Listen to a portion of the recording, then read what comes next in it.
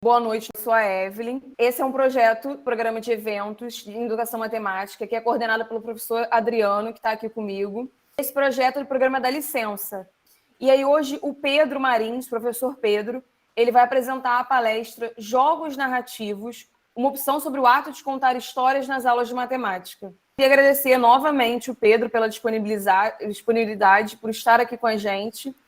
E eu vou fazer uma pequena apresentação do Pedro para ele poder começar, né?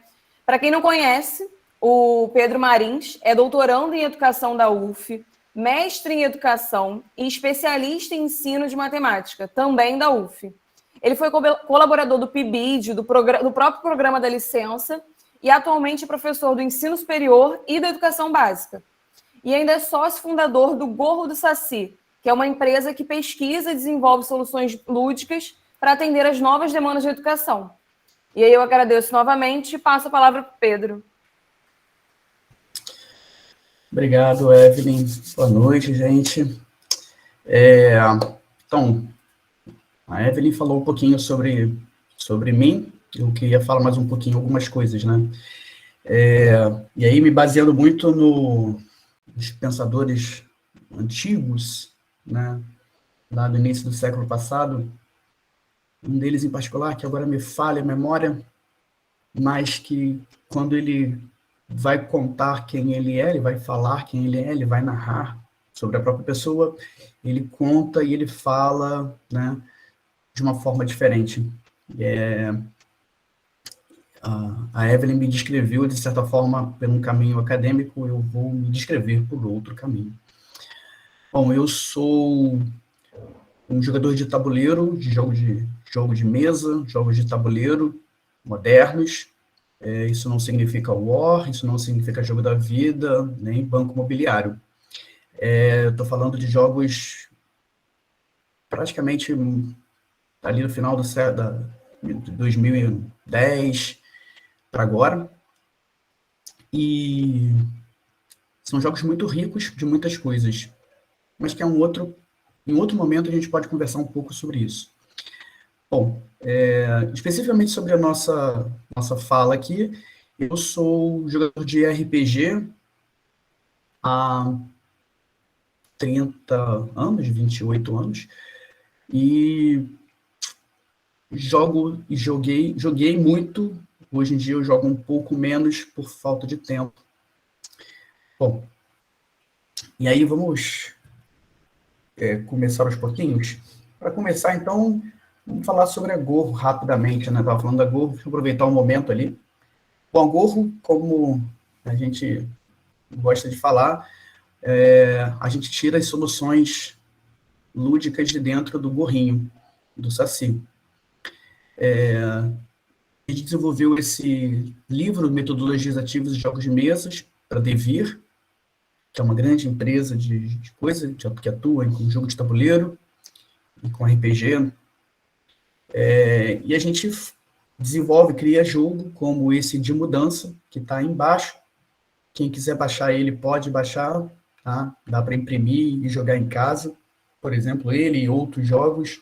Vou colocar aqui no site, no link, né, onde vocês podem baixar, devir.com/escolas. Tá? Aí no finalzinho lá no final da coisa tem lá para como baixar, inclusive, esse Metodologias Ativas, esse livrinho, esse PDFzinho. Tá? Quem não conseguir, depois me fala que eu passo.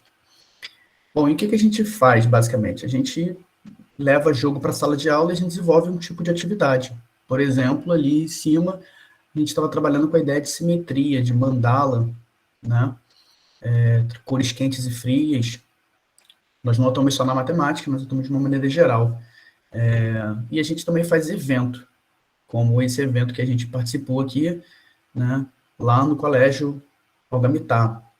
Né? A gente organizou, de certa forma, junto com o Pedro Vicello, é um grande amigo e parceiro nosso. Tá? Então, a Gorro ela é uma empresa plural, que trabalha em diversos pontos dentro dessa ideia de jogos e educação. Tá? Bom, feitas as apresentações gerais de quem é a Gorro e por que a Gorro está ali, né? E Eu sou professor da FAMAT, por isso que a FAMAT está ali no meu nome, né? Sou do curso de administração, de pedagogia e de farmácia, e a UF porque eu sou doutorando, né? Então, um pouco da minha trajetória ali, tá? Muito das minhas falas aqui, elas estão muito trabalhadas em cima, né? Na parte da minha experiência como professor do Fundamental 2, tá? Eu sou Já fui professor do Fundamental 1, de oficina de matemática, já fui professor do Fundamental 2, sou professor do Fundamental 2, hoje no 7º ano, mas já atuei nos 4 anos de escolaridade e já fui professor do ensino médio, né? Mas a experiência que está aqui está mais voltada para o Fundamental 2, um pouco para o ensino médio também. Vou explicar um pouco melhor mais para frente, tá? Bom, aí eu falei ali o que são jogos, né? Ou melhor, o que são jogos narrativos. E aí, obviamente, eu vou falar para alguns talvez seja um pouco de besteira, no sentido de, é óbvio, mas vamos lá. Tem a ver com jogos, claro, e o que são jogos? Fazendo um resumo muito curto aqui, muito breve do que são jogos. Tem a ver com uma brincadeira, tem a ver com uma certa competição, né? A gente aqui no Brasil tem uma sutileza na palavra brincar e jogar, que são palavras diferentes. No inglês, no francês, no espanhol é a mesma palavra, né? É play, é jouer, né? Então a gente tem essa coisa de palavras diferentes, mas que simbolicamente para a gente simbolizam a mesma coisa, para mim simbolizam a mesma coisa, tá? Aqui vou falar a mesma coisa, tá? Tem a ver com uma condição de vitória, né? O jogo tem que ter um vitorioso, pode ser o tabuleiro, pode não ser o tabuleiro, tá bom? Ele é cíclico, ele tem um início, tem um meio e tem um fim, então ele começa e termina, o que com isso não causa grandes prejuízos, né, aos jogadores, então você pode jogar à vontade, errar à vontade, isso não é um problema, né?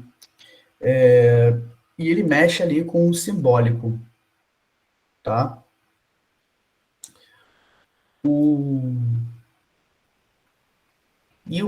A narração, de certa forma, o ato de narrar, não tem necessariamente a ver com isso, mas a gente consegue fazer ali uma conexão, né? Porque se a gente for para parar e pensar, né, quando a gente vai contar história, e aí pensando lá atrás, a gente conta história desde sempre, não é agora, não é recente, né? Assim como o jogo também não é recente, nós temos jogos aí datados de 5.000, 4.000 anos atrás. O ato de contar história é mais antigo até, né? A gente antigamente contava história na frente da fogueira. Hoje a gente conta a história na frente da televisão. Ou a televisão conta a história pra gente.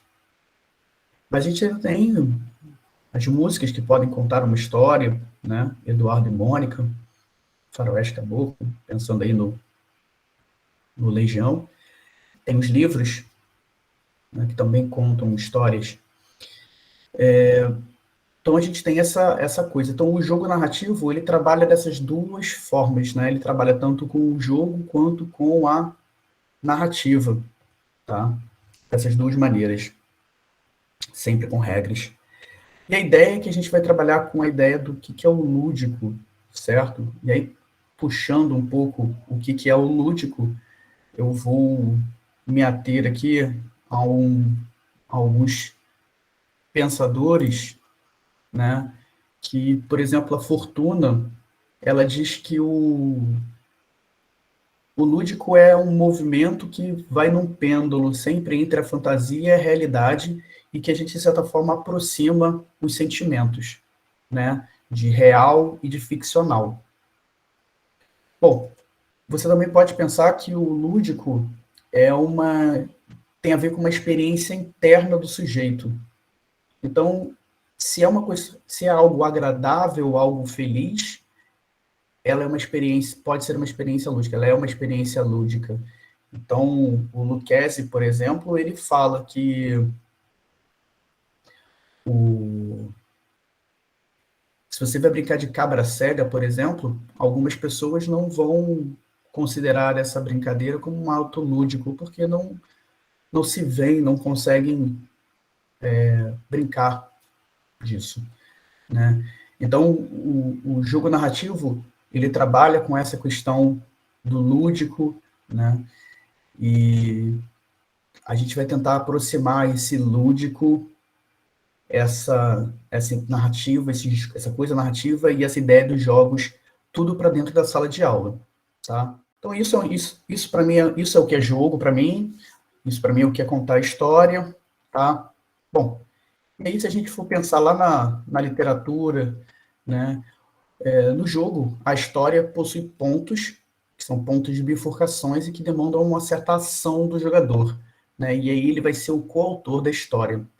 Então, você imagina que você tem um jogo e que esse jogo vai ter pontos de bifurcações e que o próprio jogador ele vai ser autor, ou seja, ele vai co-criar essa história com ele. Nesse caso, as ações do usuário dentro do jogo que resultam na escrita da sua narrativa. Então, grave um pouco disso, porque isso vocês vão entender um pouco melhor, está um pouco abstrato, vai ficar mais claro lá na frente, tá? Bom, Gomes ele já diz que a interatividade é uma das principais características apresentadas pela narrativa dos videogames. Eu vou expandir um pouco essa ideia do Gomes, e para mim, a interatividade é uma das principais características dos jogos de narrativa, seja elas de jogos de mesa ou de videogame, tá? O Novak, ele já fala que os elementos de um jogo narrativo, eles são a linearidade e a não linearidade, o controle pelo jogador, a colaboração, a interatividade e a imersão. Então, vamos lá. Vamos tentar olhar esses pontos aí do Novak.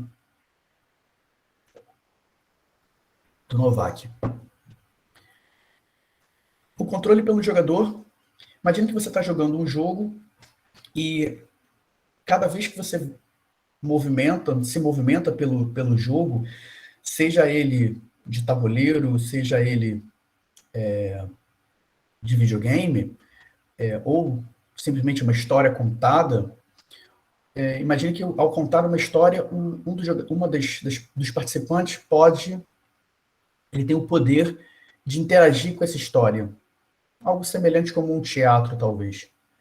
Então, ele tem o controle, o jogador tem o controle da história, do que vai acontecer, tanto quanto o próprio diretor do teatro. Tá? Então, você tem uma colaboração mútua do diretor, do criador e do jogador em questão. Por isso que vem a colaboração, a interatividade. E a imersão é aquilo que você vai se colocar, você vai sentir que você está dentro da história. Tá bom? Então, esses são os elementos. Mas, às vezes, algumas pessoas ficam um pouco confusas e não entendem muito bem o que significa essa linearidade ou não linearidade. Então, pensando nisso aí, basicamente, eu resolvi trazer para vocês alguns exemplos, né, do nosso mundo contemporâneo. Linearidade é aquilo que vem na linha, claro, como parece real. Então, quando você lê um livro, de uma maneira geral, você lê o livro capítulo 1, depois lê o capítulo 2, lê o capítulo 3. Você só vai entender a história se você ler cada capítulo em sua ordem sequencial. O jogo de videogame, o Mario Bros, você também. Você tem uma sequência clara ali das fases que você vai escolher, que você vai entrar. Ah, Pedro, mas se a gente for olhar o próprio Mario, tem algumas fases que você pode pular de fase. Sim, você pode pular de fase, mas aí você completa um outro caminho, né? Mas o final é o mesmo. Não importa o que você faça, não importa o caminho que você tome, o final é o mesmo. Tá? Então isso, para mim, é o que está criando essa linearidade, tá bom? O filme, aí um jogo de tabuleiro também, né? Um jogo de tabuleiro, se a gente for olhar, a gente também tem uma história, você tem uma coisa que acontece ao longo do jogo, mas que no final, o final está lá determinado. Então, a linearidade, para mim, nesse caso, não é necessariamente do que acontece no meio do jogo, mas sim no final do processo. Tá bom? Bom, e o filme Efeito Borboleta, ele dá essa sensação de não linearidade, mas ele é linear porque ele tem o mesmo final. Não importa o que você faça, o final é o mesmo. Tá bom? Então, isso para mim é o que me remete à linearidade. A não linearidade, eu vou trazer esses 4 exemplos para vocês, vamos lá, a série de televisão Você Decide, lá da década de 90, acho que muitos aqui não eram nascidos ainda, mas a série Você Decide, ele era o seguinte, era um programa que passava na Globo e que todos os episódios tinham a mesma estrutura. Eram 4 blocos em que acontecia uma história, em que no final, no último bloco, o telespectador ligava e dizia se preferia o final A ou o final B.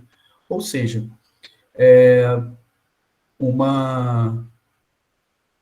a decisão de, por exemplo,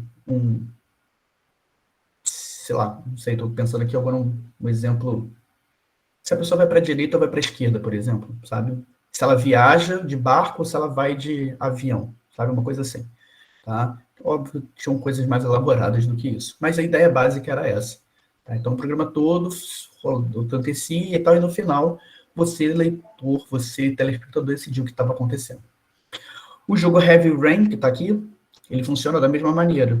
Ou melhor, ele funciona de maneira diferente. Por quê? Porque ao longo do jogo, todo mundo começa no mesmo ponto, e no final, dependendo do seu caminho, da sua trajetória, você vai a um final diferente. Tá? Então, ele não tem uma linearidade de ato. Ele vai mudando os atos dele. Tá bom? Existem alguns jogos que a gente vai falar um pouco mais para frente, como esse, a Cidadela do Caos, em que você começa no mesmo ponto e você vai escolhendo para onde você quer ir. Então, por exemplo, você acorda de manhã, sai, você decide. Você quer tomar café da manhã em casa ou você quer tomar café na rua? Se você tomar café da manhã em casa, você provavelmente vai ligar a televisão e você vai ter notícias do jornal.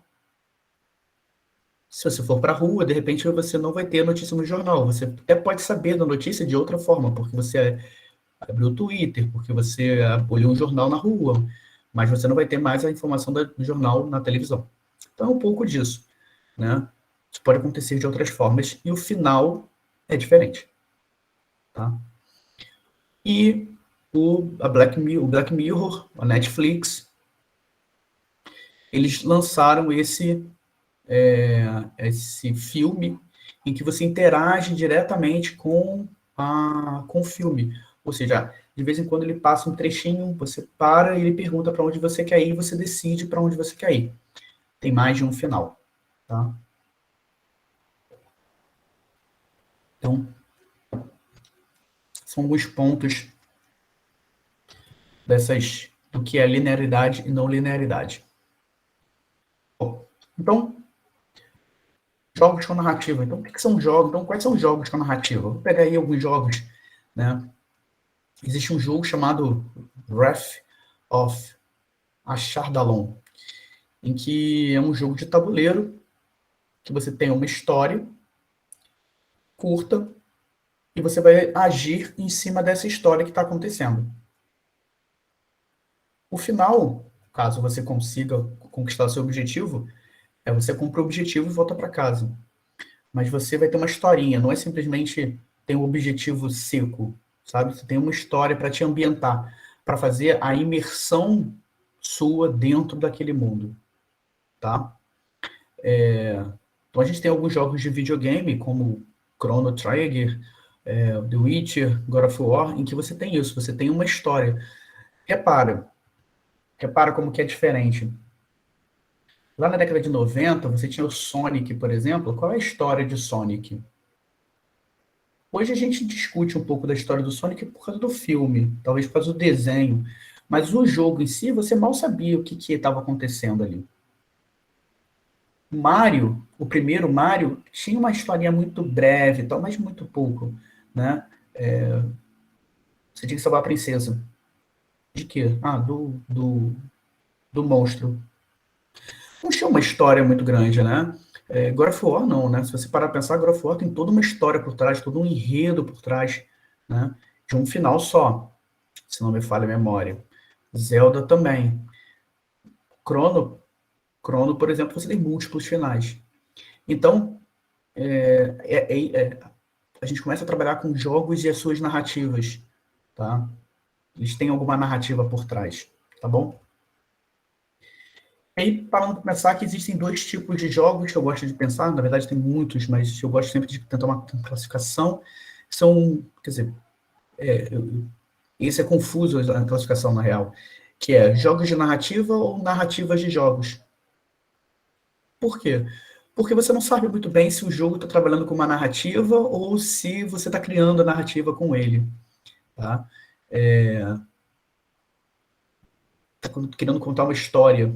Né?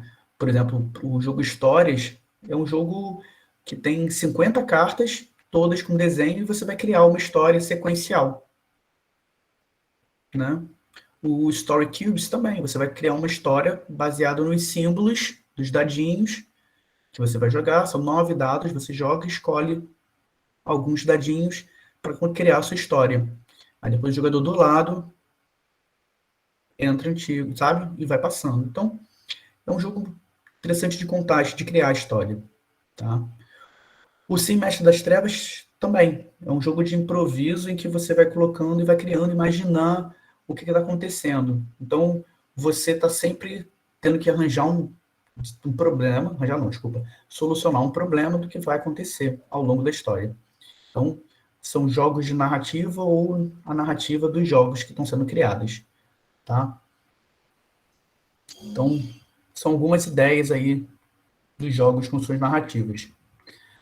Bom, esse aqui, infelizmente, eu acho que não vai dar para jogar, né? Eu sempre gosto de dar um momento para a gente jogar um pouco, né? Esse provavelmente não vai dar, mas a ideia dele é o seguinte, ele não é um jogo matemático, mas eu, por conta da nossa natureza de resolver problemas, eu gosto eu quero ainda escrever um artigo desse jogo, né?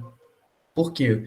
Esse jogo eu jogo lá no Fundamental 1. Eu jogo no Fundamental 2 no ensino médio também, mas ele é mais para mim no Fundamental 1. Que é o seguinte, o nome dele é Fábula, e ele é um jogo de resolução de problemas, tá? Só que a gente, quando fala de resolução de problemas, a gente quer resolver problemas mesmo, né? Resolver números, né? Situações. Esse jogo não. O que ele faz é o seguinte, ele vai contar uma história e os jogadores eles vão utilizar esses itens que estão aqui para solucionar o meu problema. Como assim? Então, vou contar uma história. Evelyn, se você puder participar comigo, tá? Então, Estamos juntos. beleza. Então, vamos lá. Então, mais ou menos o seguinte, gente. Vocês moram numa vila de neve. Apesar de ser de neve, toda de neve, ela não é chata, ela não é escura, ela é iluminada. Passa um rio mágico que tem peixe sempre. Então a vida não é triste, tá? Num determinado dia, vocês estão dormindo, quando vocês são acordados, de repente, com um barulho. Dum, dum, dum, dum. Barulhos fortes, pesados, vindos lá de fora. Vocês todos resolvem sair de casa para entender o que está acontecendo e quando vocês olham lá para fora, vocês veem grandes bonecos de neve. Os bonecos, eles movimentam os braços e eles derrubam uma árvore, eles derrubam uma outra construção, começam a destruir as construções mais afastadas da cidade. Vocês conseguem olhar e veem que lá atrás, no fundo, atrás, pequenininho, vocês veem um pequeno garoto, roupa de frio, claro, ele dança e mexe os bracinhos. Conforme ele mexe o bracinho, um boneco de neve derruba alguma coisa. Conforme ele mexe o outro bracinho, alguma outra um outro boneco de neve derruba alguma coisa. O prefeito da cidade, ele olha para vocês, e ele fala com a vozinha estridente: preciso que vocês me ajudem. Ajudem a nossa vila. Derrubem aqueles bonecos de neve. E derrubem aquele menino. Prontamente vocês entendem o recado e vocês vão até em casa e pegam os primeiros itens que vocês encontram. Evelyn, você pode escolher até três itens, para solucionar esse caso. Ou seja, derrubar os bonecos de neve e aprisionar o menino. Como é que você quer fazer isso? Acho que com um cavalo, talvez uma garrafa,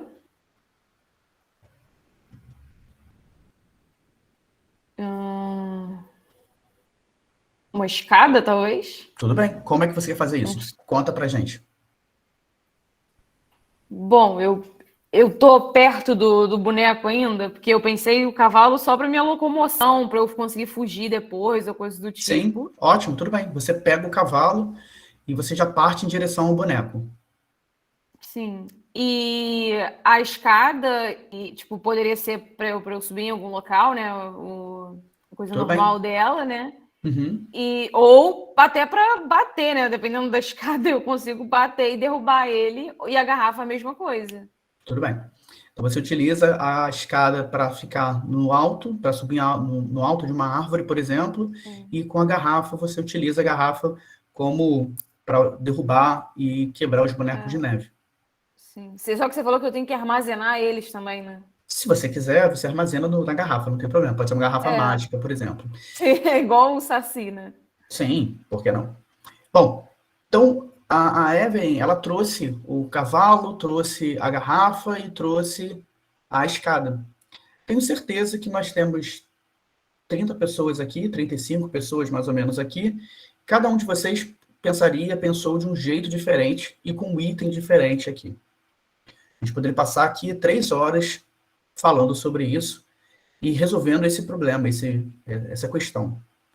Então, a gente acabou de solucionar um problema de forma criativa, de forma lúdica.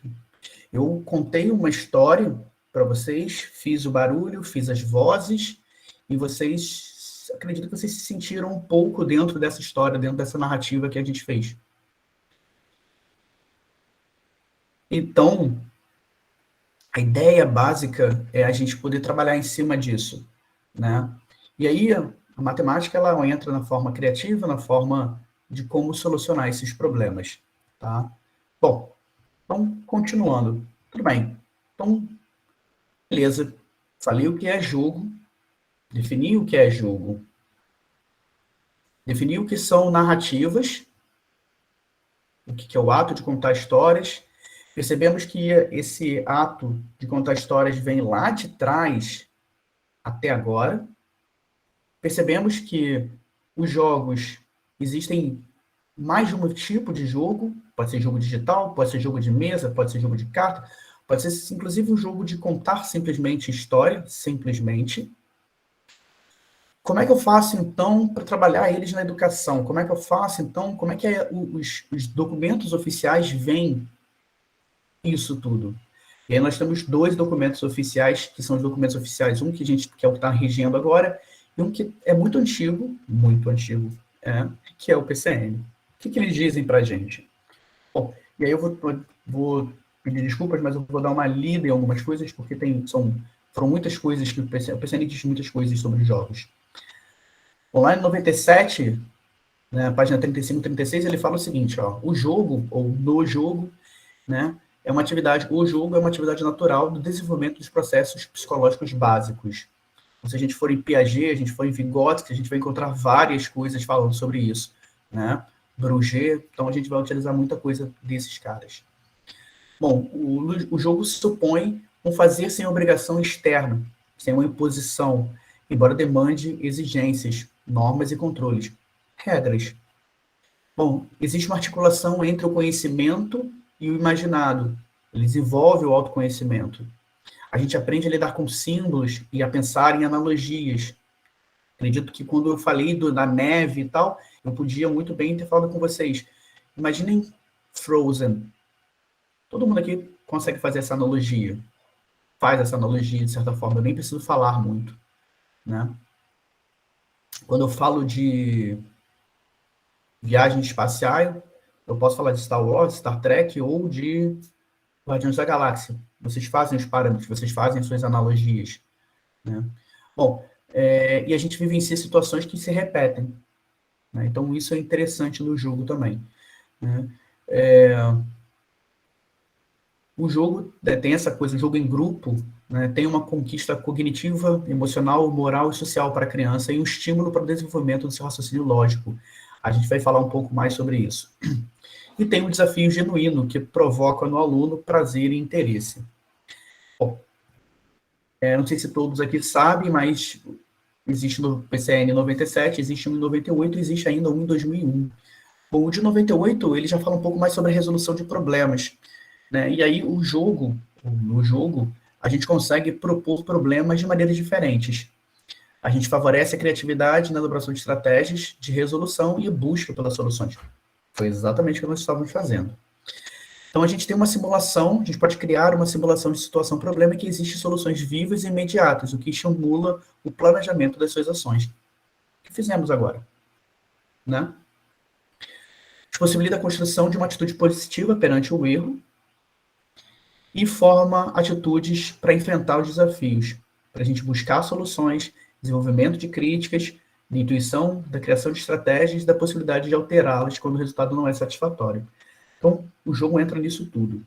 Tá? Então, esse é um pouco do pensamento, ou melhor, esse é um pouco do que os PCNs diz para a gente.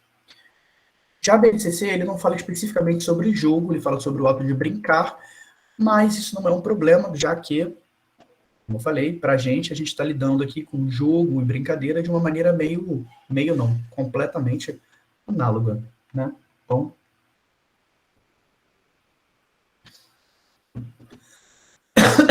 desculpa, gente. Então, o que diz a BNCC? Que a gente tem algumas condições de aprender para desenvolver, né?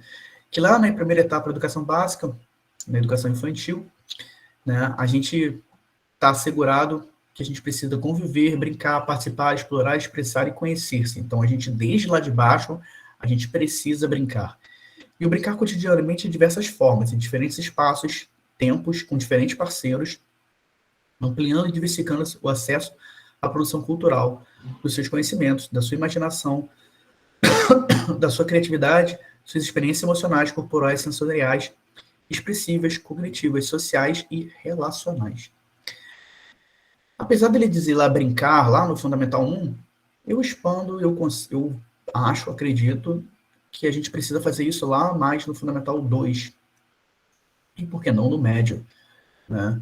A gente tem brincado cada vez menos com os nossos alunos e isso, para mim, é um problema. Tá? Bom, então, os dois documentos falam em suas visões e seus posicionamentos. Então, tudo bem. Beleza, Pedro? Legal, eu comprei a sua ideia. Eu acho que jogo é importante para a sala de aula. Eu acho que temos que jogar, temos que brincar com os nossos alunos. Os jogos narrativos, como que eu faço isso? E aí eu vou mostrar para vocês agora, então, 3 formas. Tá bom? O RPG, os livros-jogos e, por que não, um tipo de gamificação. Tá bom? Todos esses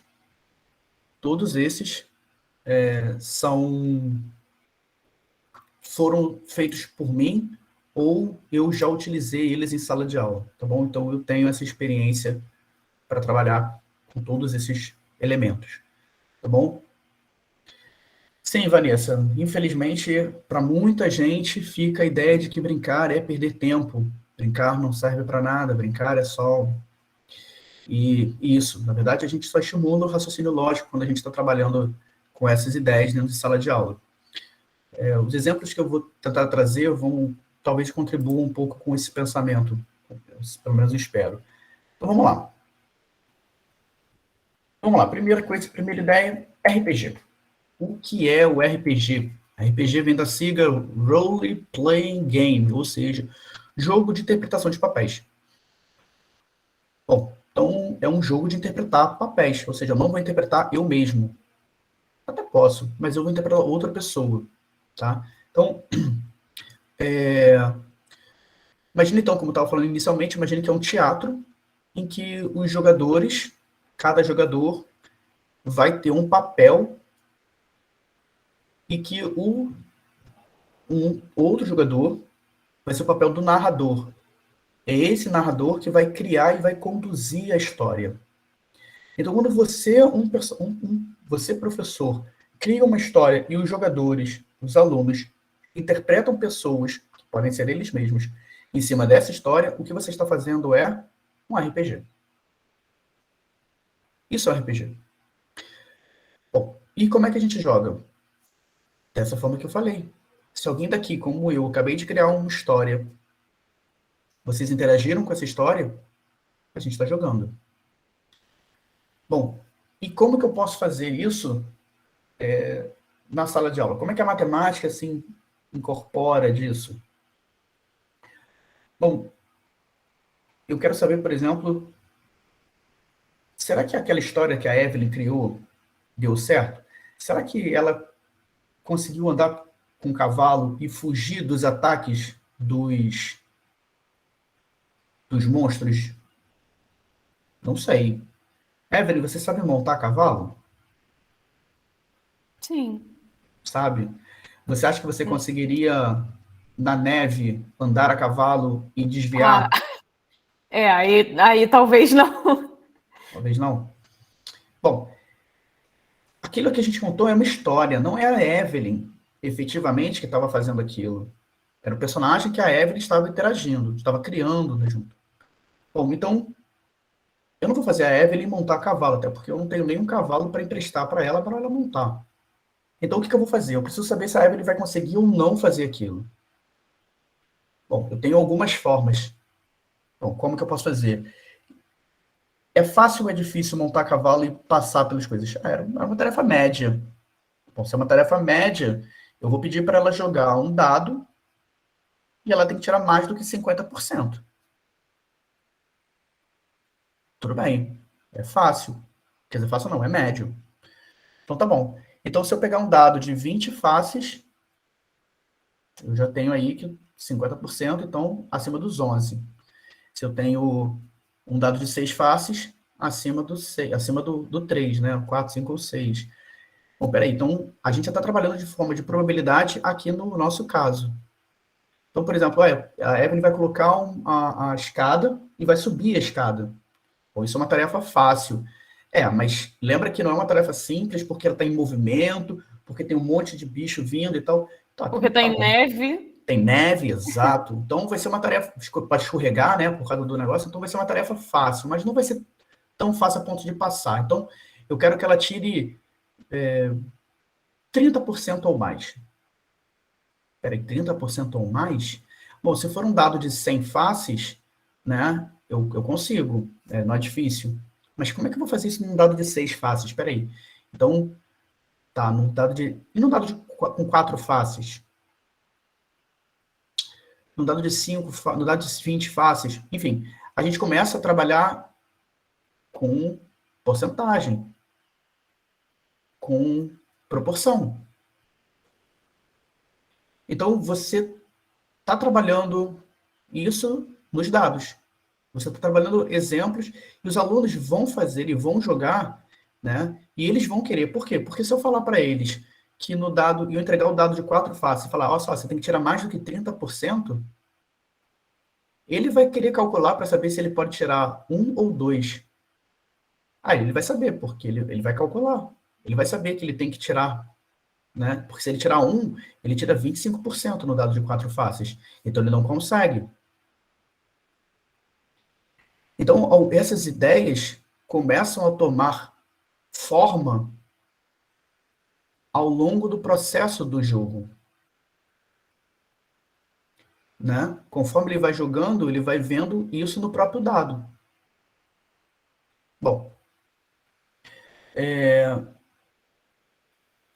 Uma outra questão vamos imaginar uma segunda etapa em que o cara que estava mexendo, o menininho que estava mexendo com os bracinhos, ele fugiu, ele conseguiu se teletransportar e ele fugiu.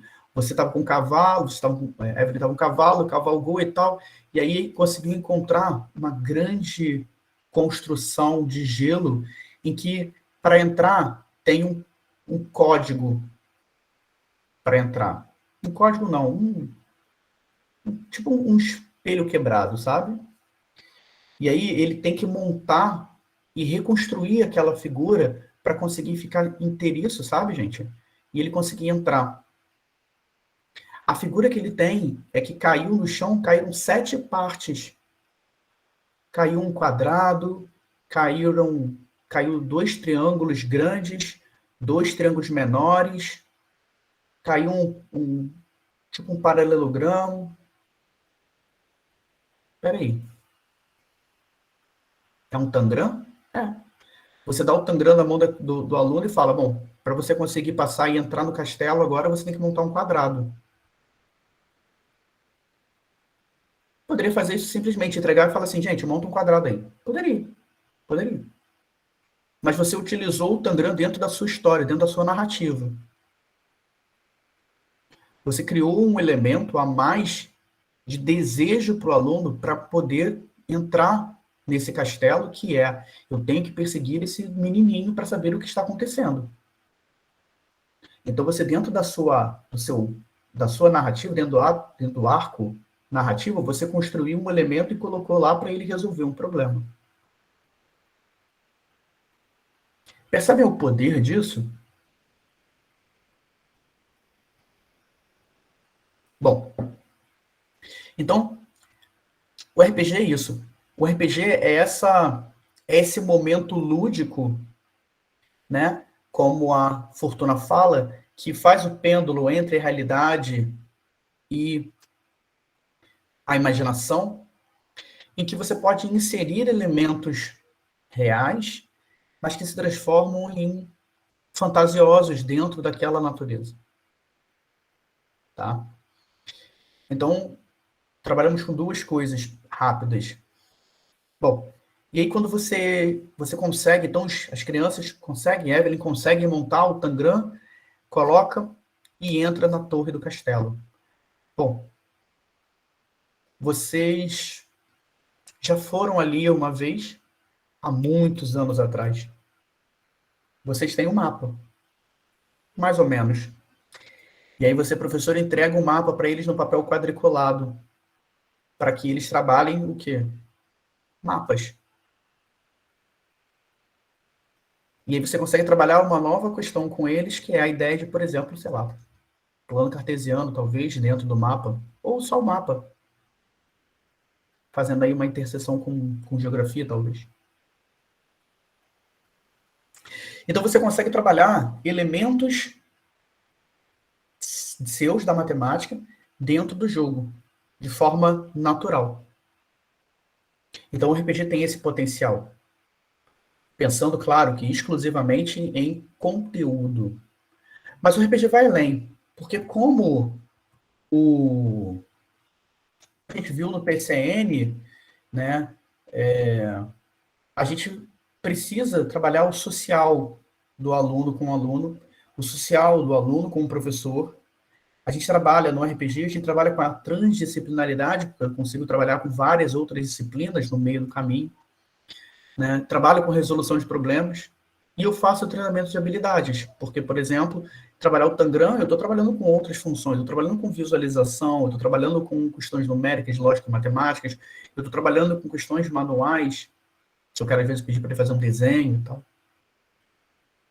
Então, essas fotos que estão aqui são fotos de jogos que eu joguei com os meus alunos, tá bom? Então, eu levei e fiz essas atividades com eles, tá bom? Então, acho que é interessante falar. Se vocês quiserem, eu depois me coloca no chat aí que eu falo um pouco melhor como que eu como é que foi algumas experiências dessas de jogo de RPG, tá? Só para eu não perder muito o meu foco agora aqui, mas depois eu posso contar um pouco mais. Bom, eu falei do RPG, outra possibilidade é trabalhar com livro-jogo. O que é um livro-jogo? Um livro-jogo é aquilo que eu falei lá atrás, lá no início. É um livro que começa, tá?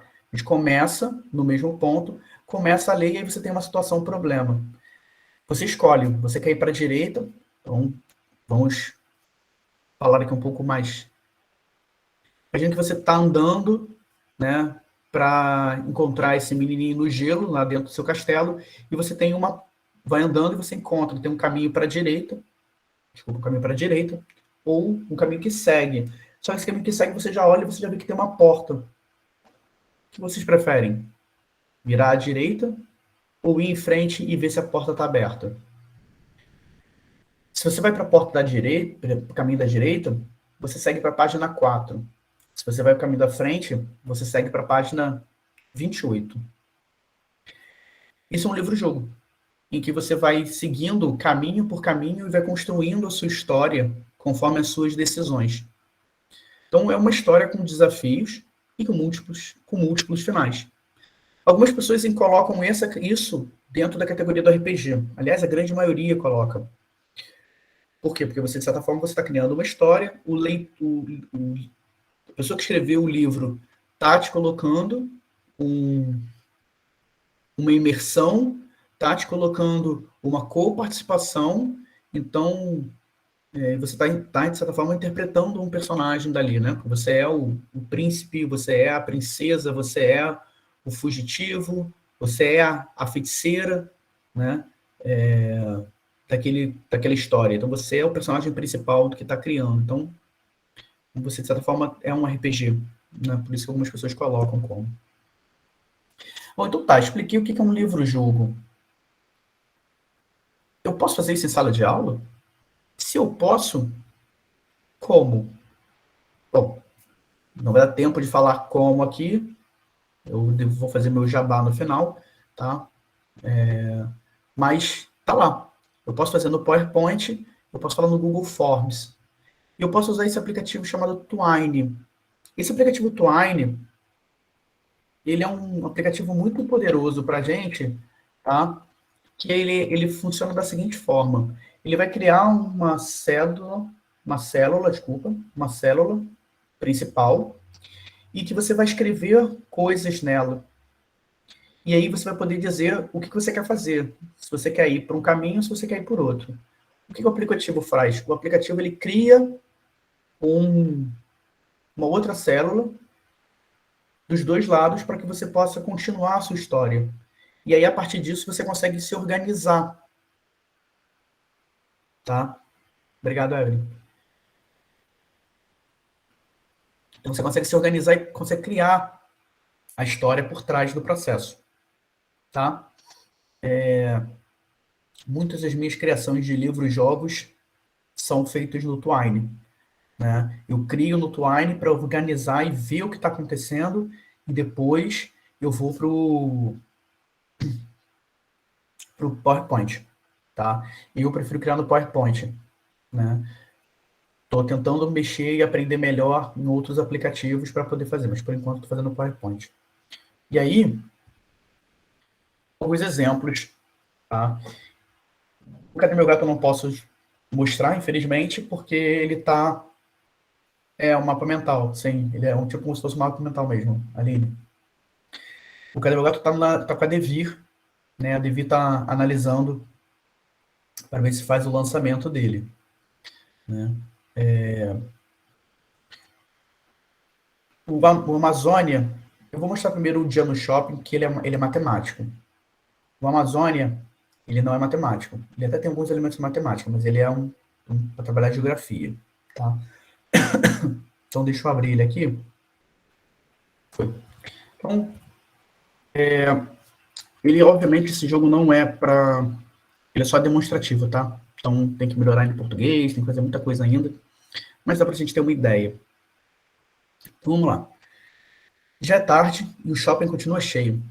Mas também, que ideia vir um dia antes do Natal? Você anda pelo shopping quase esbarrando nas pessoas à sua volta. O cansaço cobra seu preço. Você decide. Vocês querem ir para o estacionamento ou vocês querem ir para o saguão do shopping sentar um pouco? Diz aí no chat, por favor. Sentar? Então tá. Então, você vai... Olha o que eu fiz. Eu só cliquei e ele foi para a página. Caramba, o salão do shopping está muito cheio. O que será que está acontecendo por aqui? Parece que estão fazendo alguma promoção na praça central do shopping. Agora eu vou para onde? Para a rua, pegar um ônibus e ir para casa ou testar minha sorte e participar da promoção antes de ir embora? O que vocês querem? Tentar a sorte. Então tá, vocês vão lá. Então, para ganhar o prêmio, é preciso acertar os valores da brincadeira abaixo. Então, eu acho que esses números estão errados, inclusive, tá? Mas isso é um sistema. É um sistema de numeração, né? Um sisteminha. Então, se eu clicar nos 15, por exemplo, ó, foi quase, era só somar um que eu acertava. Deu 19, não 20. Fica para o próximo, vou para casa. Então, o que eu fiz? Eu, dentro do joguinho, eu criei uma narrativazinha para ter um sisteminha, né? Então, eu vou de carro, eu vou sem carro. O que vocês acham? De carro, tá. Então, eu clico aqui no carro, estacionamento. Bom, saindo do elevador, você se recorda que estacionou em um local bem fácil de lembrar. A vaga eram números seguidos. 78, 87 ou 89? 87. Então, lá, cliquei aqui no 87. Ao chegar no carro, você abre sua carteira para pagar o estacionamento. Cartão ou dinheiro, você pensa. Olhando sua carteira, além da identidade, seu cartão de débito. Ué, cadê meu dinheiro? Mas cedo eu paguei 100 reais, eu peguei 100 reais no banco. Quanto que você deveria ter na carteira? Se gastei 77 reais, 23 reais ou 33? Bom, como todos são matemáticos, a gente sabe que dá 33. Eu sei que não, eu sei, gente, eu tô só brincando, só quero mostrar uma coisa, tá bom? Não, calma aí, acho que estou enferrujando na matemática. Quanto que dá 100 menos 77? Vou refazer a conta. 23, tá bom, 23. Ah, o vendedor era atencioso, valeu a pena ter vindo. Se eu pegar trânsito, devo chegar... Vai dar tempo de jantar? Qual o trajeto mais rápido? Bom, cada número representa 1 minuto, pelo de baixo, e o outro dobre cada número para saber o tempo. Então tá. Então, 15 mais 8 mais 2, 25, 31. No outro, 4 mais 7 mais 4, 11, 11, 13, 13, 26. Bom, um dá 31, outro dá 26. Então, o caminho mais rápido, o caminho da direita. Então, eu vou pegar o caminho da direita. Cliquei, bem a tempo. Vai dar tempo de se preparar um petisquinho para ver o jogo. Pensando bem, foi um bom dia. Enfim. Bom. Boa noite, Camila. Bom, e aí, qual é o poder disso? Primeiro, porque você botou vários enunciados, vários probleminhas para os alunos fazerem enquanto estão jogando. Então, alguns eles não vão nem perceber que eles estão fazendo conta, né? Alguns, obviamente, vão. Só que o poder maior disso aqui é o seguinte, gente. Olha só, eu vou girar o meu mouse, olha só. Então, aqui, você está comendo petisco e vendo jogo de futebol, correto? O de cima, ó, chegou um pouco atrasado e perdeu o primeiro tempo. Não tem problema, o que importa é estar entre amigos. Peraí, tem 2 finais? Bom, bem a tempo. Vai dar tempo de preparar um petisquinho para ver o jogo. Pensando bem, foi um gol de... Peraí, mesma frase do outro? Mas aqui eu tô vendo basquete. Lá eu tava vendo futebol. Chegou um pouco atrasado e perdeu o primeiro gol do seu time, mas não tem problema, o que importa é estar entre amigos. Peraí, mas é a mesma frase? Mas aqui você está vendo basquete, aqui você está vendo futebol com os amigos. São 4 finais diferentes. Na verdade, gente, esse aqui, eu acho que ele tem 12 finais diferentes, tá? Por que tem 12 finais diferentes? Porque eu sei, graças ao final que você pegou, eu sei exatamente onde foi e qual foi o caminho que você fez. Eu sei o que você errou. Então, se você errou ou não, você não vai saber, a não ser que o problema te diga como foi aquele outros 2 casos. Tá? Olha só. Final diferente, ó. Ó, um probleminha de Uber para trabalhar com porcentagem, outras coisas. Ó. Tá vendo? Aqui estão vários finais diferentes, com vários probleminhas diferentes. Tá vendo? Então, esse jogo aqui, ele serve para um outro propósito. Não só o propósito de você fazer como se fosse uma ficha de exercício, mas ele serve também como, de certa forma, uma parte de avaliação. Porque você consegue saber o que o aluno errou, o que o aluno não errou, a partir dele. Tá? Como eu falei, esse aqui ele não está pronto, ele está longe de estar pronto, tem vários errinhos, até na própria construção tem coisas de matemática que não estão certas nele, porque eu fiz correndo e depois eu não revi ele, então preciso rever, mas ele serve para a gente aqui explicar o que ele serve, né? Já volto. Bom, vou mostrar então agora o outro, o Amazônia, só para vocês verem esse outro exemplo. Ah, que bom, ele já abre aqui. Bom, vamos lá. Amazônia. Você começa com 4 pontos de espírito, tá bom? Então, você é um espírito da floresta que consegue se tornar humano com apenas um piscar de olhos. É dia lá fora e alguns raios de sol aparecem em meio das árvores. Você acorda suado, de uma longa noite de sonhos agitados. Ao se levantar para lavar o rosto, ainda é possível se lembrar de alguns trechos. O cheiro da terra úmida e o som da chuva foram constantes durante toda a noite. Então, clique aqui para começar. Tá. Ao levantar, você se recorda de um dos seus sonhos. Parece que os encantados conversaram com você a noite toda, através dele. Algo como se os animais estivessem um dentro do outro. Parece que a charada dita por seres místicos tem relação pela quantidade de animais. Quantos animais você consegue contar? 6 ou 3? 6. Então, gente, novamente, aqui tem algumas coisas que estão ainda quebradas, mas a ideia vocês já sabem aí. Então, 6. Se eu clico no 6, deveria estar funcionando, mas também está quebrado, o link deve estar quebrado. Então, 1MA. Cadê o MA? Ele travou. Bom, desculpa, gente. Então, você aqui consegue seguir pelos caminhos, tá vendo? E aí você tem os caminhos aqui embaixo, tá vendo? Novamente, você tem as coisas que vão acontecendo ao longo da história. Aqui, um MA. Saindo da chuva para buscar comida, você ruma inicialmente sem um rumo fixo. A chuva é um pouco mais fina nessa parte da floresta. Lembrando do seu sonho, é provável que a mensagem dos encantados seja sobre a necessidade de encontrar com o guardião da floresta, o Curupira. Saindo em direção ao coração da floresta, você sente algo de estranho no ar. Você decide conversar com os animais ou decide seguir em frente e não se importar com a sensação estranha? O que vocês querem?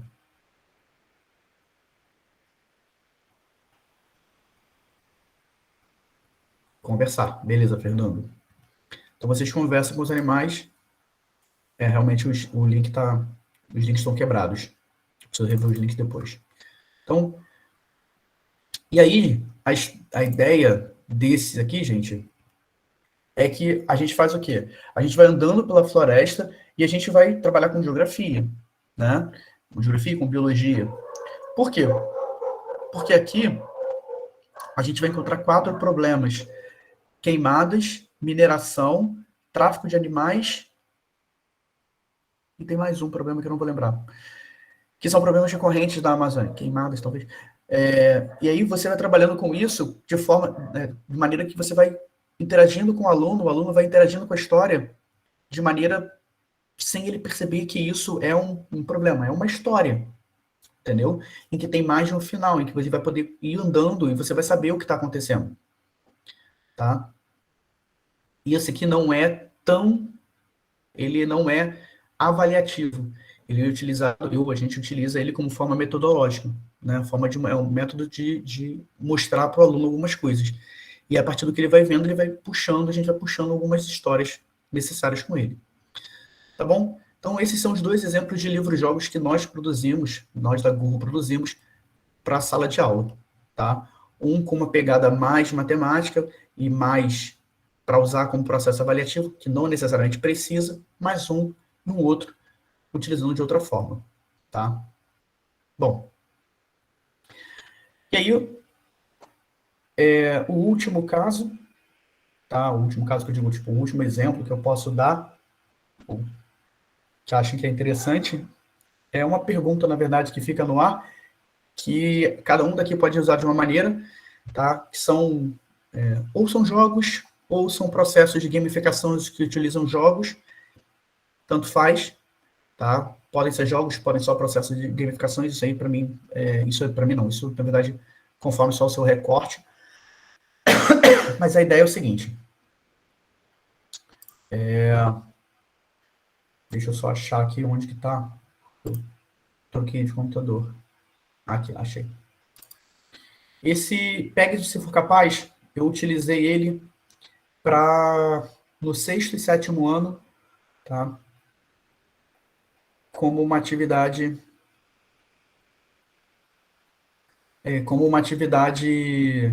avaliativa, tá? Mentira, esse não foi não. Esse foi o seguinte, esse teve um evento na escola, um trabalho de matemática, concurso de matemática, Olimpíada de Matemática, ainda no momento pandêmico, e aí eu criei esse aqui junto com um amigo, e o que ele é? Pega uma história, divide essa história em capítulos, que eu chamei de atos. Ato 1, ato 2, ato 3. Conforme os atos o grupo vai fazendo, a gente vai contando uma história. Então, por exemplo, esse aqui, ó, da Natasha. Ó. Há alguns anos, a jovem Natasha se revelou ao mundo como uma excelente ladra. Em pouco tempo, foram diversos crimes aos diversos lugares do mundo, do globo, colecionando fama, além de um valor inestimável de obras de artes. Misteriosamente, ela nunca foi pega e sumiu, sem deixar vestígios. Até agora. Recentemente, sua equipe de inteligência, a SEI, a Serviço de Espionagem e Inteligência, conseguiu descobrir que Natasha voltará ativa. Ela está novamente buscando obras de arte de um país desconhecido. Vocês terão a chance de capturar Natasha.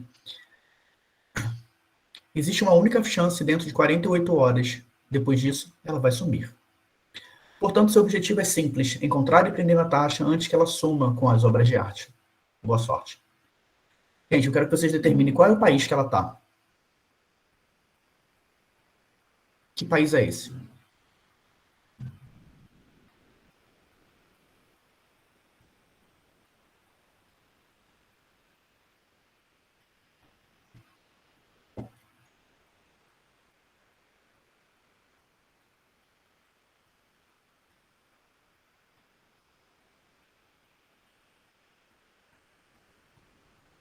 Não. Não é Londres, não é Inglaterra.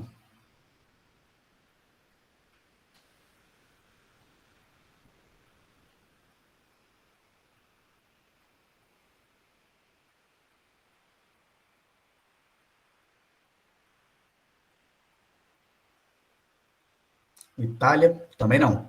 Não é Itália também.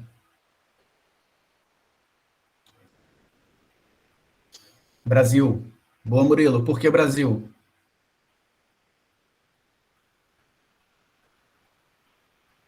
Barco, relógio, árvore, iniciais. Exatamente. Perfeito, gente. Matar uma charada. Então, isso. Então, vamos lá.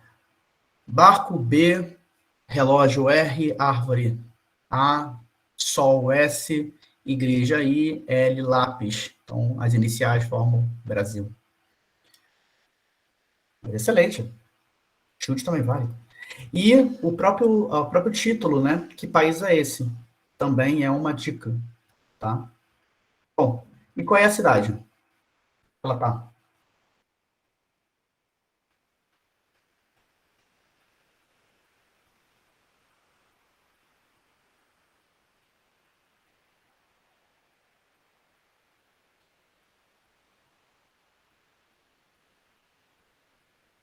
Rio de Janeiro, perfeito. Tem um rio e tem um calendário ali, né? Então, como é que funcionou essa ideia aqui? Basicamente foi eles em grupos, reunidos em grupos, recebiam esses slides e resolviam em grupo, me mandavam uma resposta, eu dizia se estava certo ou se estava errado e respondia dando o ato 2 para eles. Eles respondiam o ato 2, recebiam o ato 3 e tal, até que completavam isso. Tá? Então, essa aqui foi a forma. E aí, eu fiz já essa atividade com Fundamental 2, fiz essa atividade com o ensino médio e já fiz essa atividade, não essa atividade propriamente dito, mas algo semelhante com a universidade, tá? Então, eu estou me especializando nisso, acho até por isso que o pessoal do Da Licença me chamou para vir para cá, né? Ano passado a gente criou, no Da Licença, a gente criou um livro-jogo desses, né, que a gente apresentou no congresso. Estava até procurando aqui qual era o congresso, porque eu não lembrava qual era o congresso. Foi um mini curso, Narrativa de Matemáticas e as Potencialidades de um Livro-Jogo como Atividade Lúdica para a Sala de Aula. Infelizmente, eu não sei, não lembro o nome do congresso que foi organizado isso, que a gente organizou. Vou tentar descobrir, depois eu passo para vocês. Bom, e aí, recentemente, eu criei um bem parecido com esse e utilizei como processo avaliativo. Por isso que eu falei que, de repente, não era um jogo. Por quê? Porque para ser um jogo, a condição básica para ser um jogo, como diz Kaluá e Huizinga, é que é uma atividade livre. Ou seja, o jogador ele pode escolher se ele quer fazer ou se ele não quer fazer. Se ele quiser, perdão, se ele não quiser fazer, se ele decide não fazer a atividade, essa atividade passa, e o professor obriga, passa a não ser um jogo, na definição do que é jogo. Então, se você passa como uma avaliação, não é mais um processo, não é mais um jogo, porque não, né, o aluno pode decidir, ele pode decidir não fazer? Não, ele não pode, é uma avaliação.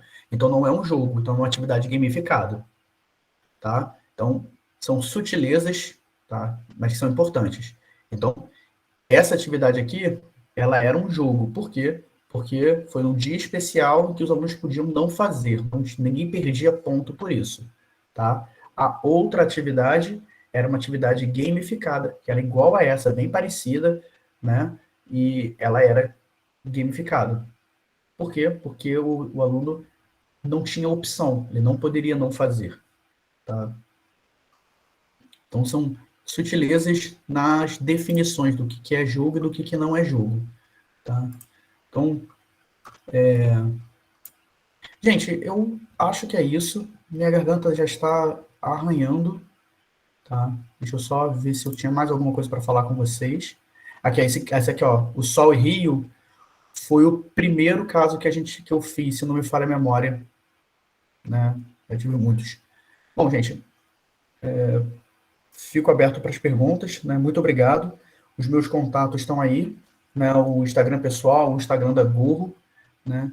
E aí queria terminar com essa frase aqui do PCN, que é importante que os jogos façam parte da cultura escolar. Cabe ao professor analisar e avaliar as potencialidades educativas dos diferentes jogos e os aspectos curriculares que deseja desenvolver. Lembrando, claro, sempre, que nós não somos uma luderia, ou seja, não é para a gente jogar o tempo todo. O jogo tem que fazer parte do nosso processo, tá? Para a gente colocar como que ele vai ser trabalhado, tá bom?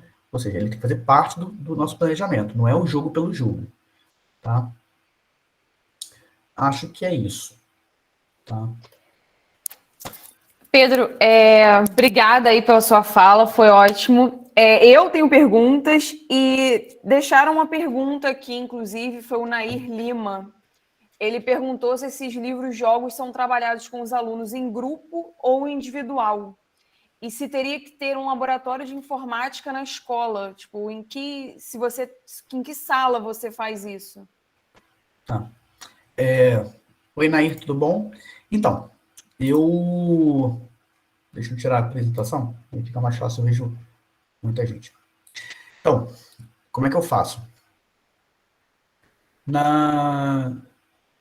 Eu não uso laboratório de informática, em geral não tem. Eu uso o próprio celular deles, tá? Porque o celular fica mais fácil. E aí eu mando por e-mail, tá? Caso seja um problema o celular, porque algumas escolas não trabalham com o celular, ou algumas crianças não têm o celular. O bom disso é que você pode trabalhar em grupos, então um aluno pode ter o celular e ajudar os outros, né? Então, botar em trio, por exemplo, pode ficar mais fácil. Caso não tenha, você pode imprimir essas folhas e colocar essas coisas e colocar em folha, né? Diminuir. Por exemplo, eu tenho aqui que eu fiz isso. Eu diminuí as folhas, né? Coube como se fosse um livreto. E eu fiz um livretozinho. Então, em vez de gastar uma folha A4, eu uso 6 folhas A4 por capítulo, né? Eu uso como se fosse um livretozinho. Então, se a gente for parar para analisar, uma prova para 4 pessoas dão mais ou menos 8 folhas. 8 folhas, né? Porque um aluno precisa de 2 folhas, correto? Mais ou menos isso. Então, essa atividade, por exemplo, trabalha com 6 folhas, né? Ou com 3 páginas, vamos pensar assim, né? 3 páginas, não, desculpa, 6 páginas, 3 folhas. Então, você economiza folha. Então, se o colégio mas vai ser muita folha. Na verdade, não. Na verdade, você está usando menos folha do que se faria para uma prova ou para um trabalho, por exemplo, né? E se você faz isso uma vez, você não vai precisar pedir no ano seguinte, porque eles não vão rabiscar na folha. Você vai dar uma folha separada, uma folha de caderno, para que eles escrevam as coisas, né? Então fica separado para você usar no ano seguinte como se fosse um livretozinho, né? Então, eu acho que é uma experiência válida para tentar. E aí, como é que a gente faz para criar uma coisa dessas?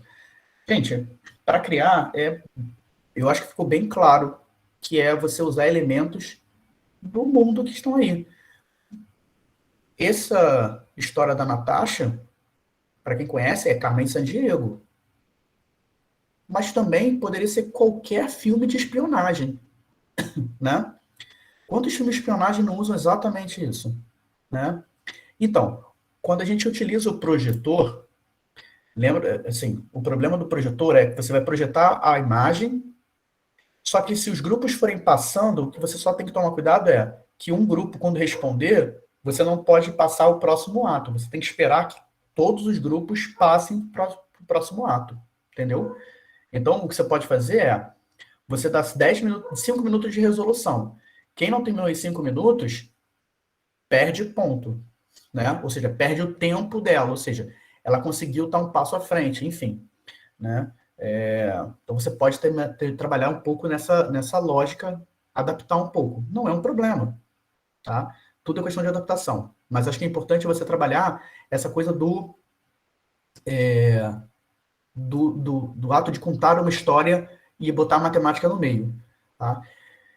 Porque você pode trabalhar com exercícios de maneiras diferentes. Eu vou tentar achar aqui, enquanto vocês vão me fazendo a pergunta, eu vou tentando responder, eu vou achar o outro aqui, que ele está bem mais claro questões de matemática, porque esse primeiro aqui, ele não está uma questão muito óbvia de matemática. Quer dizer, desculpa, de conteúdo matemático, né? O outro está mais óbvio, porque o outro eu fiz como processo avaliativo, então é mais fácil, né? Mas vamos lá, enquanto isso eu estou vendo aqui. Deixa eu te perguntar emendar minha pergunta do Nair, como é a recepção das escolas com isso? Então, gente, vamos lá. Eu trabalho, eu sempre trabalhei aí, uma coisa básica minha eu sempre trabalhei com escolas construtivistas. Então, isso facilita muito, porque as escolas já são próprias e trabalhadas com este pensamento. Escolas mais tradicionais, às vezes, têm alguns conflitos de interesse. Eles querem aulas diferentes, mas quando você traz uma aula diferente, mas você está trazendo fora do conteúdo, né? Então, tem isso. O que você tem que fazer, se você trabalhar com uma escola mais tradicional, é que você tem que você tem que ter aquela sua estrutura, né? Então, olha só, eu vou usar a minha aula para isso, os benefícios são esses, então por isso que eu trago o PCN, trago a BNCC, porque você vai dialogar com a BNCC. Hoje em dia, você vai dialogar com a PCN, você vai mostrar para o seu coordenador, para o seu diretor, e para eventualmente pai de aluno, que você vai mostrar, olha só, eu estou me basando no BNCC, eu estou me baseando no PCN para fazer essa atividade. Está aqui, ó. A atividade está aqui, a coisa. Então, as escolas que eu trabalho me recebem muito bem, porque elas, obviamente, já sabem das dos meus pontos, né? Eu já levantei no início do ano, sempre eu converso com os meus coordenadores e com os meus diretores sobre o uso de jogos, então quando eu vou trabalhar com jogos, eles já estão acostumados, né?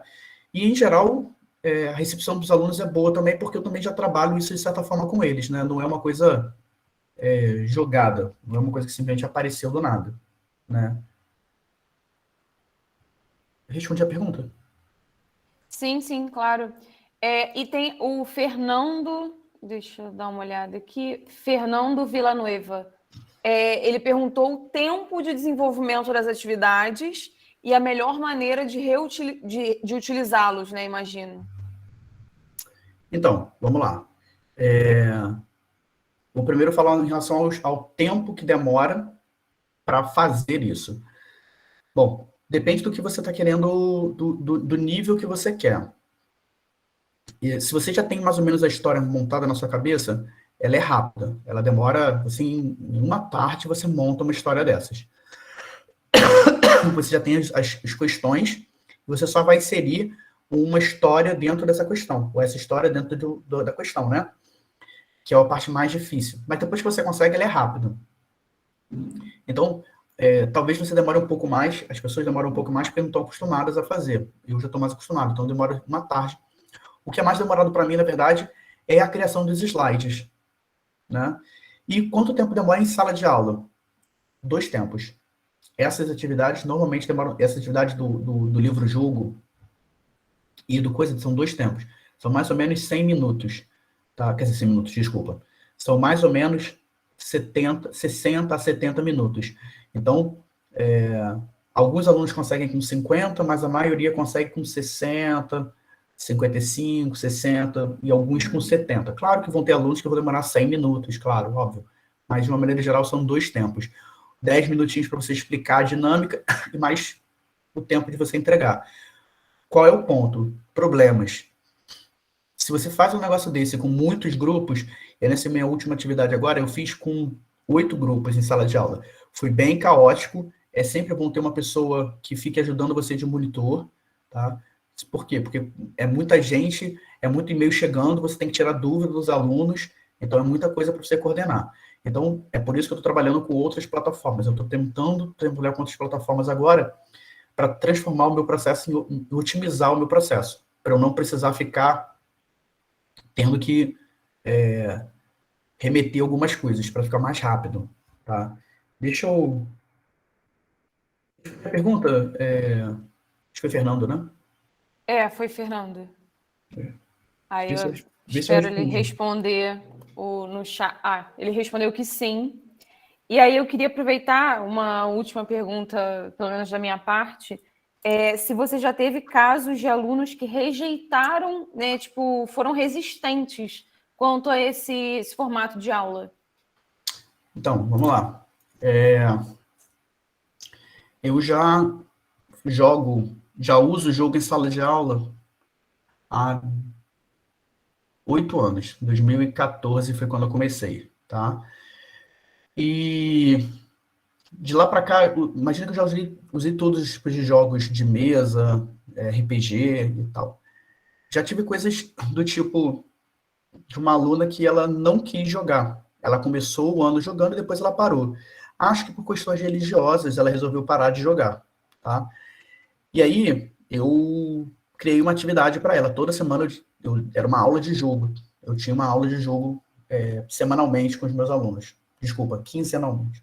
De 15 em 15 dias eu jogava com eles.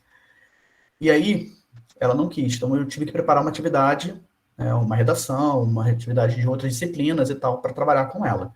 Porque o jogo, como eu falei, jogo é uma atividade livre. Já tive casos de alunos que não queriam jogar naquele determinado momento, porque estavam terminando uma atividade, às vezes, de matemática. Tinha uma menina que falou comigo: Pedro, eu não quero jogar hoje porque eu estou terminando uma atividade sua. Eu vou falar o quê? Não, tem que jogar? Não pode, não, gente. E aí ela foi fazer uma outra atividade, de matemática mesmo, né? Já tive um caso, por exemplo, eram 14 pessoas jogando, e aí a gente separou eles em duplas, fizemos duplas. Cada grupo, cada personagem era uma dupla, né? Então é como se eu e a Evelyn fôssemos um personagem, o Adriano e o Fernando fossem outros, o Matheus e a Luana fossem outro personagem. E aí o menino, ele tinha questões problemáticas com os alunos, em particular com as meninas, ele era machista. E aí ele não deixava que a dupla dele falasse, né, que era uma menina, ele não deixava, ela queria, tipo, vamos para a direita ou para a esquerda? Aí a menina falava, pô, eu acho melhor a gente ir para a direita, né, porque aí eles vão para a esquerda, sabe, ele sempre tomava uma postura muito pesada. Aí teve um dia que ele faltou. Quando ele voltou, ela tinha transformado o personagem dele de tal forma que ele perdeu a voz. Ela deu uma outra cara, uma outra coloração para o personagem, sabe? Ela fez o personagem se transformar em homossexual. Sim, ele ficou transtornado e a gente teve que conversar com ele, mostrar para ele e tal, sabe? Ou seja, a gente utilizou o RPG para trabalhar com outras questões, sabe? Então o RPG ele ajuda a gente, o jogo ajuda a gente a trabalhar com outros tipos de questões que não são trabalhadas de formas só aparecem nesses momentos de descontração, né? Então foi bom por isso, né? Deixa eu só mostrar aqui a atividade que eu acabei de achar aqui. Deixa eu mostrar uma... Fala. Não, depois o Adriano, o coordenador, também tem uma pergunta. Mas aí pode mostrar aí para... Tá, deixa eu só... Pode mostrar, não tem problema não. Deixa eu só me achar aqui. Tá, achei. Aqui, uma guia. Vou mostrar aqui mesmo, não tem problema. Deixa eu mostrar no meu e-mail. Então, olha só. Eu reuni os grupos, separei as duplas e mandei o primeiro ato. Ato 1, pegue-me se for capaz. Ato 1, aí também era, tá? Porque ele segue é a mesma personagem, tá? É a Natasha, como tá escrito ali embaixo. Então, recebem isso aqui pelo e-mail e aí a Natasha está de volta. Não faz um ano que a jovem ladra surgiu e começou uma série de roubos por diversas galerias ao redor do mundo. Londres, Paris, Amsterdã. Seus feitos estão por toda parte. Fontes indicam que ela está no Brasil, na cidade de Pernambuco. A Fundação Joaquim Nabuco detectou uma falha em sua segurança por vários dias seguidos. Ao que parece, ela foi atrás das fotografias de Luiz Pierec, o notório fotógrafo do início do século passado. André Guimarães, seu chefe, conclui. Ela ficou em o mesmo quarto de hotel todo esse tempo. Sabemos que ela deu entrada no dia 14, às 18 horas, e seu check-out foi no dia 20, logo que o dia raiou, por volta das 5h10. Completa um outro agente. É preciso determinar 2 pontos. Faltam 2 pontos aqui. Em quantas noites ela poderia ter cometido o crime e quantas horas ela ficou na cidade. Gente, isso daqui nada mais é do que uma questão de tempo, unidade de tempo. Lá do 6º ano, lá do 7º ano. É só isso. O que eu fiz? Eu criei um contexto narrativo e coloquei de forma e tal, só para isso. Só para criar uma narrativa, por quê? Porque o aluno se divirta fazendo o processo. Por que a gente tem que fazer e por que a prova, às vezes, tem que ser uma coisa sofrida? Né? Então, tá lá, eu fiz um processo de gamificação. Nesse caso, foi de gamificação porque, como eu falei, é um jogo. Quer dizer, não é um jogo porque não é livre. Né? Então, aí eles faziam esse. Deixa eu só ver se eu acho aqui se eu vou me mandar o segundo ato. Cara, mas é isso. Gente, acho que deu para vocês entenderem, né, mais ou menos, né, como é que funciona. E aí, outra questão, por exemplo, é uma questão de clima.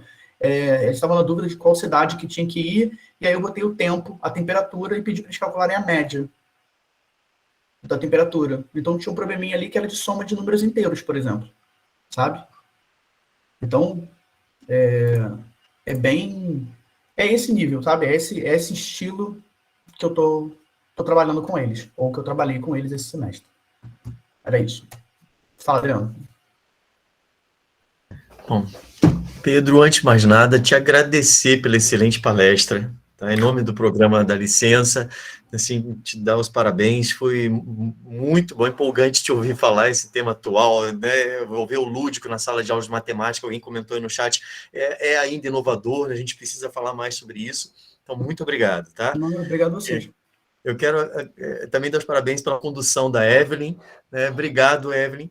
E eu tenho uma pergunta, na realidade eu tenho um convite e uma pergunta. Vou fazer primeiro o convite, para você pensar com carinho, não é para agora, mas a gente depois pensar, quem sabe você nos oferecer uma oficina, seria muito bom para a gente poder trazer isso para os licenciandos e licenciandas do curso de matemática da UF, acho que seria muito, muito bom.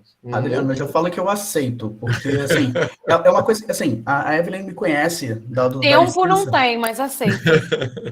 Não, tempo a gente cria, não tem problema, Pois é. né? Então, esse fica o convite, tá? Mas não é para agora, pode ser para o segundo semestre, ou então, ou então lá no próximo ano. Mas a minha pergunta tem a ver com uma que, deixa eu até ver quem colocou ainda há pouquinho, foi a Camila colocou, a Camila Júlia colocou aqui no chat, que tem muito a ver com a minha pergunta para você, que é com relação à faixa etária que nós poderíamos aplicar atividades como essa. Né? Ela até pergunta aqui se poderia ser trabalhado em qualquer atividade, qualquer faixa etária, né? Como é que seria isso? E a minha questão para você é se você, ao falar de faixa etária, se você tem alguma experiência em aplicação de atividades desse tipo em turmas de educação de jovens adultos. Porque, assim, eu tenho uma impressão, né, de que há muito preconceito quando a gente fala sobre a EJA, de não levar o lúdico, né, falar, não vamos levar jogos e tal, mas quando a gente trabalha uma linguagem apropriada, que não infantilize, né, com contextos interessantes como esse que você apresentou, eu acredito que seria possível. Eu queria te ouvir, você já teve alguma experiência desse tipo com EJA? Não, vamos lá. Não tive experiência com EJA ainda, tá? Eu tive com faculdade. Eu apresentei esse trabalho no curso de administração, ou seja, que é um curso careta, se a gente for parar para pensar, né? Porque é a galera que é mercado, né? Não, quero mercado, mercado, né? E eu apresentei para eles, eu fiz um jogo exatamente desse tipo, né? Essa condução de uma história linear nesse sentido, e eles adoraram. Por que isso? Porque a gente trabalha um jogo de uma forma diferente, de uma forma atual. Então você consegue trabalhar bem isso. A questão da faixa etária, só a única questão em relação à faixa etária os exercícios que você está trabalhando tem que ser de acordo, lógico, né? Então, por exemplo, se eu for criar uma história para o primeiro, lá para o primeiro ano do Fundamental 1, provavelmente ela vai ter poucos textos, mais desenho, né? E vai ser só aquela coisa, para onde a gente vai? Caminho tal, caminho tal. Se eu vou trabalhando com terceiro e quarto ano, quinto ano, ou seja, já sabe ler, né, e tal, de repente, desculpa, quarto e quinto ano, né, que já saiu da idade de alfabetização, que eu considero alfabetização primeiro, segundo e terceiro ano, né, se a gente já está falando do quarto e quinto ano, a gente já consegue escrever um pouco mais de texto, já consegue botar uns probleminhas um pouco mais diferenciados. Então, eu acredito que esse tipo de jogo você consegue trabalhar em qualquer idade se você colocar a linguagem correta para cada um, tá? Esse livro-jogo, em particular, eu já fiz a mesma forma de escrita para o sexto e sétimo, para o oitavo e para o nono, para o primeiro, para o segundo e para a faculdade. Todos eles encararam de forma tranquila. O que eu fiz foi alterar. Por exemplo, lá no primeiro, que era aquele da Natasha, bonitão, todo preto e tal, aquele lá passou pela mão de um design, tá, gente? Que ele não foi meu, tá? O meu é o segundo, mais simplesinho, tá? Um dos problemas era de lógica, aquelas lógicas mais simples, mas era um problema de lógica. Fulano tá na fila tal, comendo cachorro quente, o outro tá na fila tal, o que cada um gosta, sabe? Tipo, aqueles problemas de lógicas. Era para o ensino médio. Claro que eu não vou pegar esse exercício de lógica e botar para o sexto e sétimo, mas tinha um problema de lógica lá para o sexto e sétimo, que era, fulano tá na frente de Beltrano, usando casaco amarelo, usando coisa, sabe, tipo, então, você consegue trabalhar com questão de lógica com um grupo, consegue trabalhar questão de lógica com outro grupo, mas são questões diferentes, mas que trabalham mais ou menos da mesma forma. Você vai fazer uma adequação na escrita e no problema e colocar esse problema. Então, eu acredito que sim, o RPG, o livro-jogo e a atividade gamificada, todas elas podem ser utilizadas de forma a ser trabalhada com as suas diversas facetas, só respeitando o exercício que você está colocando, como você colocou, Adriano. Não dá para você colocar de uma forma infantil, porque senão não vai ser os alunos não vão gostar. Então, você tem que trabalhar de uma forma, um exercício que seja devido para eles. Eu não vou colocar um tema, por exemplo, e também por que eu escolhi espionagem? Porque todo mundo gosta de espionagem, todo mundo gosta de espião, todo mundo gosta de se sentir um agente do serviço secreto britânico ou qualquer coisa do tipo. Todo mundo quer ser o James Bond da vida, sabe? Mas nem todo mundo quer, por exemplo, ser um viajante espacial, né? Então, o tema, às vezes, você vai colocar qual vai ser o tema que você está pontuando, às vezes você precisa só saber esse tipo de coisa. Talvez hoje em dia todo mundo vai querer ser um guardião espacial, porque todo mundo quer ser o guardião das estrelas, né? Todo mundo quer ser o guardião da galáxia. Então, assim, entra nesse aspecto, que é você trabalhar qual é o cenário que você está construindo, né? Quando a gente joga RPG, a gente conversa bastante sobre a criação de cenário. Então, qual é o cenário que você está construindo? O cenário é Guardiões da Galáxia. Então, eu falei para você Guardiões da Galáxia, automaticamente todo mundo aqui pensou no cenário fantasioso que é aquilo ali. Então, você setou o seu ponto. Então, isso que é importante, é você mostrar para o seu interlocutor, para o seu aluno, o seu jogador, o que você está querendo. Né? Por isso que eu coloco ali, a primeira página, em geral, é quem é a Natasha, onde ela está, e eu coloco o mapa do mundo ali para mostrar que, caramba, ela já foi para aquilo tudo, sabe?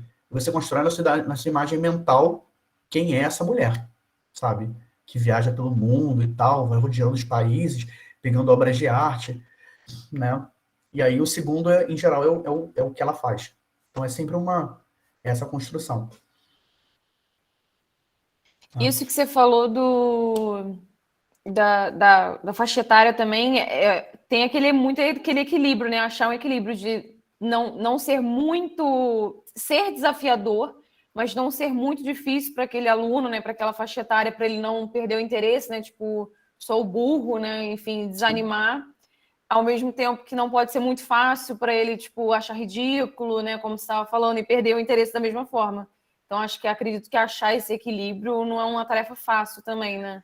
Com certeza, mas se a gente for parar para pensar, quando a gente prepara uma prova, uma avaliação tradicional, o que a gente faz como professor? A primeira questão é uma questão mais fácil, a segunda já é mais média, a terceira já é mais fácil de novo, aí você já coloca uma questão difícil. É mais ou menos isso que a gente faz, né? A gente vai construindo o nosso caminho nessa trajetória. O que eu faço no jogo é mais ou menos isso. A primeira questão é uma questão mais fácil. A segunda já é uma questão um pouquinho mais difícil. É um pouco mais média. Aí depois vai para difícil, entendeu? Eu vou fazendo exatamente isso. Porque eu já vou construindo essa narrativa de vai e volta, para saber, para ele poder ver como é que é, se é fácil, se não é e tal. Isso fica mais fácil. No livro-jogo já é um pouco mais complicado, né? Entendi.